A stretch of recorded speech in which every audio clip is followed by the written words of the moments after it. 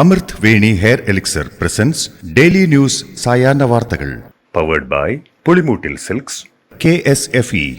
എന്താ ഒരു mood off? ഇപ്പൊ മുടി വല്ലാതെ കൊഴിയുന്നുണ്ട്, അതാ തോന്നുന്നു. ഈസ്ട്രജന്റെയും വൈറ്റമിൻ ഡിയുടെയും കുറവാണ് മിക്ക സ്ത്രീകളുടെയും മുടി കൊഴിച്ചിലിന്റെ പ്രധാന കാരണം. അമൃത് Veni hair elixir for women സ്ത്രീകളുടെ മുടിയുടെ വളർച്ചയ്ക്കും ശക്തിക്കും അത്യാവശ്യമായ herbal ഈസ്ട്രജനാലും vitamin ഡിയാലും സമ്പുഷ്ടമാക്കിയതാണ് Amrit Veni hair elixir for women. നമസ്കാരം, ഞാൻ ഷാജി പത്മനാഭൻ. ഡെയിലി ന്യൂസിന്റെ സായാഹ്ന വാർത്തകളിലേക്ക് സ്വാഗതം. ഇന്ന് ജൂലൈ 25 വ്യാഴാഴ്ച. സംസ്ഥാനത്ത് സെക്രട്ടേറിയറ്റിൽ 2 ദിവസമായി ഇ ഫയലിംഗ് പണിമുടക്കിയതോടെ ഫയൽ നീക്കം പൂർണ്ണമായും നിലച്ചു. ഇത് കാരണം ഒരു ഉത്തരവ് പോലും വകുപ്പുകൾക്ക് ഇറക്കാനാകുന്നില്ല. 1.5 മാസം മുമ്പാണ് ഇ ഫയലിംഗ് സംവിധാനത്തിൽ പുനഃക്രമീകരണം കൊണ്ടുവന്നത്. ചൊവ്വാഴ്ച രാവിലെ മുതൽ ഈ ഓഫീസ് പൂർണ്ണമായും പണിമുടക്കിയതിനാൽ ഈ ഫയലുകൾ തുറക്കാൻ പോലും ഉദ്യോഗസ്ഥർക്ക് കഴിയുന്നില്ല. ഇ ഫയലിംഗ് നടപ്പിലാക്കുകയും മേൽനോട്ടം വഹിക്കുകയും ചെയ്യുന്ന നാഷണൽ ഇൻഫോർമാറ്റിക്സ് സെന്ററിനെ വിവരമറിയിച്ചെങ്കിലും 2 ദിവസമായിട്ടും എന്താണ് പ്രശ്നമെന്ന് കണ്ടെത്താൻ പോലും NICക്ക് കഴിഞ്ഞിട്ടില്ല. കർണാടകയിലെ ദേശീയപാതയിലുണ്ടായ മണ്ണിടിച്ചിലിൽ കാണാതായ അർജുനായുള്ള തെരച്ചിൽ അതിനിർണായക ഘട്ടത്തിലേക്ക്. ഗംഗാവാലി നദിയിൽ ഐബോട്ട് പരിശോധന തുടങ്ങി.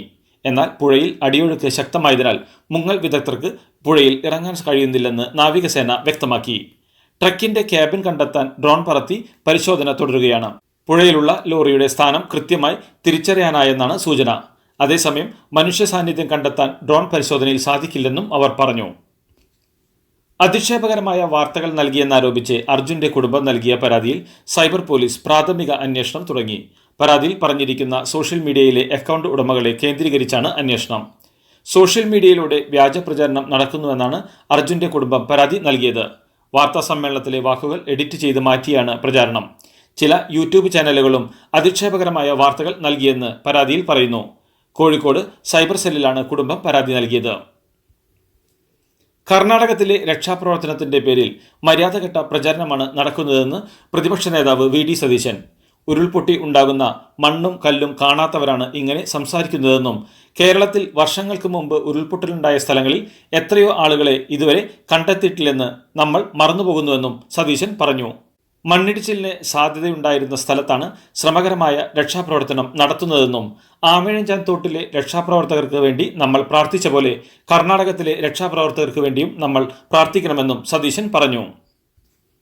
INTUC നേതാവായിരുന്ന രാമഭദ്രം വധക്കേസിലെ 18 പ്രതികളിൽ 14 പേർ കുറ്റക്കാരെന്ന് CBI കോടതി. 4 പേരെ വെറുതെ വിട്ടു. കൊലപാതകം, ഗൂഢാലോചന, ആയുധം കയ്യിൽ വയ്ക്കുക എന്നീ കുറ്റങ്ങളാണ് തെളിഞ്ഞത്. 2010 ഏപ്രിൽ 10-നാണ് വീട്ടിനുള്ളിൽ കയറി രാമഭദ്രനെ വെട്ടിക്കൊലപ്പെടുത്തിയത്.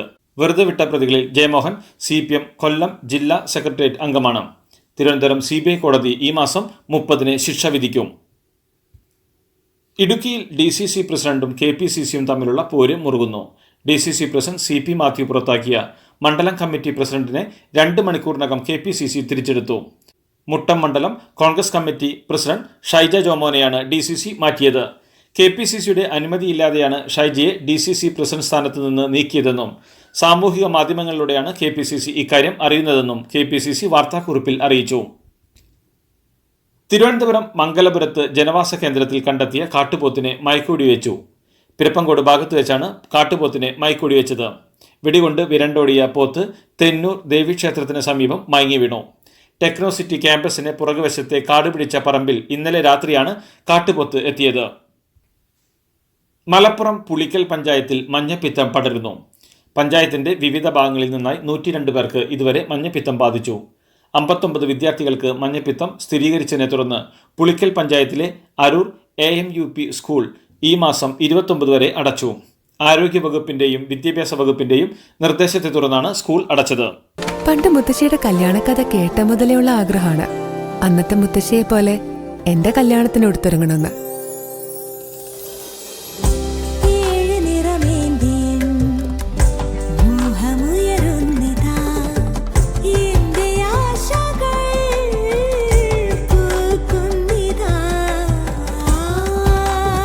ചില ബന്ധങ്ങൾ തുടർന്നുകൊണ്ടേയിരിക്കും.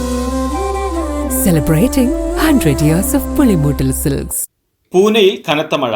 നഗരത്തിൽ വിവിധയിടങ്ങളിൽ വെള്ളക്കെട്ട് രൂപപ്പെട്ടതിനെ തുടർന്ന് ജനജീവിതം താറുമാറായി. വിവിധ സംഭവങ്ങളിൽ വൈദ്യുതാഘാതമേറ്റ് 3 പേരടക്കം 4 മരണവും വ്യാപക നാശനഷ്ടങ്ങളും റിപ്പോർട്ട് ചെയ്തിട്ടുണ്ട്. മദ്യനയ കേസിൽ തീഹാർ ജയിലിൽ കഴിയുന്ന ദില്ലി മുഖ്യമന്ത്രി അരവിന്ദ് കെജ്രിവാളിന്റെ കസ്റ്റഡി കാലാവധി നീട്ടി. CBI കേസിലാണ് നടപടി. ആഗസ്റ്റ് 8 വരെയാണ് അരവിന്ദ് കെജ്രിവാളിന്റെ കസ്റ്റഡി കാലാവധി നീട്ടിയത്. റോസ് അവന്യൂ കോടതിയുടേതാണ് ഉത്തരവ്. മനീഷ് സിസോദിയ, BRS നേതാവ് K കവിത എന്നിവരുടെ കസ്റ്റഡി കാലാവധിയും നീട്ടിയിട്ടുണ്ട്. ബജറ്റ് ചർച്ചയിൽ പങ്കെടുക്കുന്ന ലോക്സഭയിലെ MP-മാർ ശ്രദ്ധ ഊന്നേണ്ട വിഷയങ്ങളെക്കുറിച്ച് നിർദ്ദേശം നൽകി രാഹുൽ ഗാന്ധി. ബജറ്റിൽ പ്രത്യേക പരിഗണന ലഭിച്ച സംസ്ഥാനങ്ങളെ വിമർശിക്കുന്ന തരത്തിൽ സംസാരിക്കരുതെന്നാണ് രാഹുലിന്റെ പ്രധാന നിർദ്ദേശം. അവഗണിക്കപ്പെട്ട സംസ്ഥാനങ്ങളെക്കുറിച്ചായിരിക്കണം സംസാരിക്കേണ്ടതെന്നും തെരഞ്ഞെടുപ്പ് നടക്കാനിരിക്കുന്ന ബീഹാറിൽ തിരിച്ചടിയാവുന്ന പരാമർശങ്ങൾക്ക് ഇട നൽകരുതെന്നും രാഹുൽ വ്യക്തമാക്കി. നീറ്റ് UGയിൽ പുനഃപരീക്ഷ വേണ്ടെന്ന സുപ്രീം കോടതി ഉത്തരവിനെ തുടർന്ന് അടുത്ത 2 ദിവസത്തിനുള്ളിൽ NTA പുതിയ നീറ്റ് UG മെറിറ്റ് ലിസ്റ്റ് പുറത്തിറക്കുമെന്ന് കേന്ദ്ര വിദ്യാഭ്യാസ മന്ത്രി ധർമ്മേന്ദ്ര പ്രധാൻ പറഞ്ഞു. എന്നാൽ പുതുക്കിയ റാങ്ക് പട്ടികയിൽ 44 പേർക്ക് 1ാം റാങ്ക് നഷ്ടമാകും. വിദ്യാഭ്യാസ മന്ത്രി NTA ഉദ്യോഗസ്ഥരുടെ യോഗം വിളിച്ച് സ്ഥിതി ചർച്ച ചെയ്തു. സുപ്രീം കോടതിയുടെ നിർദ്ദേശങ്ങൾക്ക് അനുസൃതമായി റാങ്ക് പട്ടിക പ്രസിദ്ധീകരിക്കാനാണ് തീരുമാനം. നിലവിൽ 1ാം റാങ്കുള്ള പലരും 88ാം സ്ഥാനം വരെ പിന്നോട്ടു പോകാൻ സാധ്യതയുണ്ട്. ചോദ്യപേപ്പർ ചോർന്നതിനെ തുടർന്ന് റദ്ദാക്കിയ UP പോലീസ് കോൺസ്റ്റബിൾ പരീക്ഷ ആഗസ്റ്റിൽ വീണ്ടും നടത്തും. 60,244 ഒഴിവുകളിലേക്കാണ് നിയമനം. 2 ഷിഫ്റ്റുകളിലായാണ് പരീക്ഷ നടക്കുക. ആഗസ്റ്റ് 23, 24, 25, 30, 31 തീയതികളിലാണ് പരീക്ഷ നടക്കുക. ഓരോ ഷിഫ്റ്റിലും 5 ലക്ഷം പേർ പരീക്ഷ എഴുതും. Uttar Pradesh police recruitment and promotion ബോർഡാണ് ഇക്കാര്യം അറിയിച്ചത്. തന്റെ വീടിന് പുറത്ത് നടന്ന വെടിവെപ്പുമായി ബന്ധപ്പെട്ട് മുംബൈ പോലീസ് സമർപ്പിച്ച കുറ്റപത്രത്തിൽ സൽമാൻ ഖാൻ നൽകിയ മൊഴി പുറത്ത്. ഏപ്രിൽ 14 പുലർച്ചെയാണ് സൽമാൻ ഖാനും കുടുംബവും താമസിക്കുന്ന ഗാലക്സി അപ്പാർട്ട്മെന്റിന് നേരെ വെടിവെപ്പുണ്ടായത്. പുലർച്ചെ ഉറങ്ങുന്ന സമയത്ത് പടക്കം പോലെയുള്ള ശബ്ദം കേട്ടാണ് ഉണർന്നതെന്നും തന്നെയും കുടുംബത്തെയും വധിക്കാനാണ് അവർ ശ്രമിച്ചതെന്നും സൽമാൻ മൊഴി നൽകിയതായാണ് റിപ്പോർട്ട്.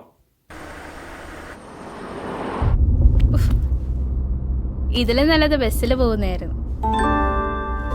ഇന്നോവ ക്രിസ്റ്റ വരും. അതെ, 17 പേർക്കാണ് ഇന്നോവ ക്രിസ്റ്റ കിട്ടാൻ പോകുന്നത്. മെഗാ സമ്മാനമാണെങ്കിലോ പുതുപുത്തൻ ബെൻസ് കാർ, പിന്നെ ആദ്യ സീരീസിൽ 170 പേർക്ക് ഐഫോണും. ഇത്തവണ സമ്മാനങ്ങളുടെ നക്ഷത്രത്തിളക്കവുമായി KSFE ഗാലക്സി ചിട്ടികൾ. യുനെസ്കോയുടെ ലോക പൈതൃക പട്ടികയിൽ ജിദ്ദ ചരിത്രമേഖല ഇടം പിടിച്ചതിന്റെ 10ാം വാർഷികം സൗദി അറേബ്യ വിപുലമായി ആഘോഷിക്കും.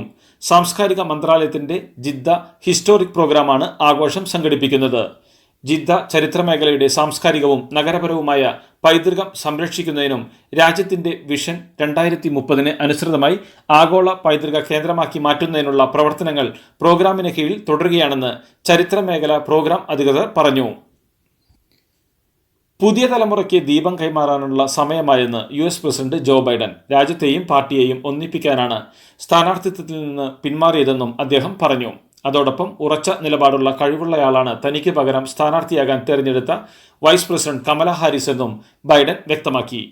ഡെമോക്രാറ്റിക് പാർട്ടിയിൽ ഭിന്നതയില്ലെന്നും സ്വേച്ഛാധിപതികൾ ഭരിച്ച സമയത്തേക്കാൾ ശക്തമായ അവസ്ഥയിലാണ് അമേരിക്കയെന്നും ബൈഡൻ വ്യക്തമാക്കി.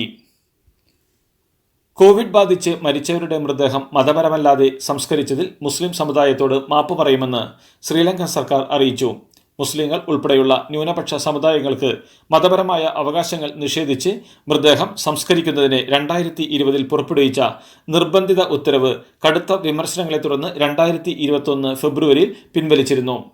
സംഭവത്തിൽ മുസ്ലിം സമുദായത്തോട് മാപ്പ് പറയാനുള്ള നിർദ്ദേശം ശ്രീലങ്കൻ ക്യാബിനറ്റ് തിങ്കളാഴ്ച ചേർന്ന യോഗത്തിൽ അംഗീകരിച്ചതായി അറിയിച്ചു.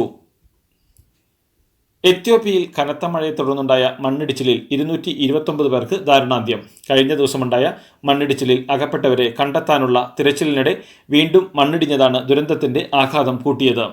രക്ഷാപ്രവർത്തനത്തിൽ ഏർപ്പെട്ട പ്രദേശവാസികളാണ് മരിച്ചവരിൽ ഏറെയും. പാരീസ് ഒളിമ്പിക്സിന്റെ ഔദ്യോഗിക ഉദ്ഘാടനത്തിന് ഒരു ദിവസം ബാക്കി നിൽക്കെ ഇന്ത്യയുടെ ഒളിമ്പിക്സ് പോരാട്ടങ്ങൾക്ക് ഇന്ന് തുടക്കമാകും. അമ്പെയ്ത്താണ് ഇന്ത്യയുടെ ആദ്യ മത്സര ഇനം. വനിതകളും പുരുഷന്മാരും ഇന്ന് റാങ്കിംഗ് റൗണ്ടിനിറങ്ങും. റാങ്കിംഗ് റൗണ്ടിലെ പ്രകടനത്തിന്റെ അടിസ്ഥാനത്തിലാകും പ്രധാന റൗണ്ടിൽ കളിക്കാരുടെ സീഡിംഗ്. ഇതോടുകൂടി ഡെയിലി ന്യൂസിന്റെ ഇന്നത്തെ സായാഹ്ന വാർത്തകൾ സമാപിക്കുന്നു. ഡെയിലി ന്യൂസിന് വേണ്ടി വാർത്തകൾ വായിച്ചത് ഷാജി പത്മനാഭൻ. ഡെയിലി ന്യൂസ് ലൈവ്.in വാർത്തകൾ വിരൽ തുമ്പിൽ.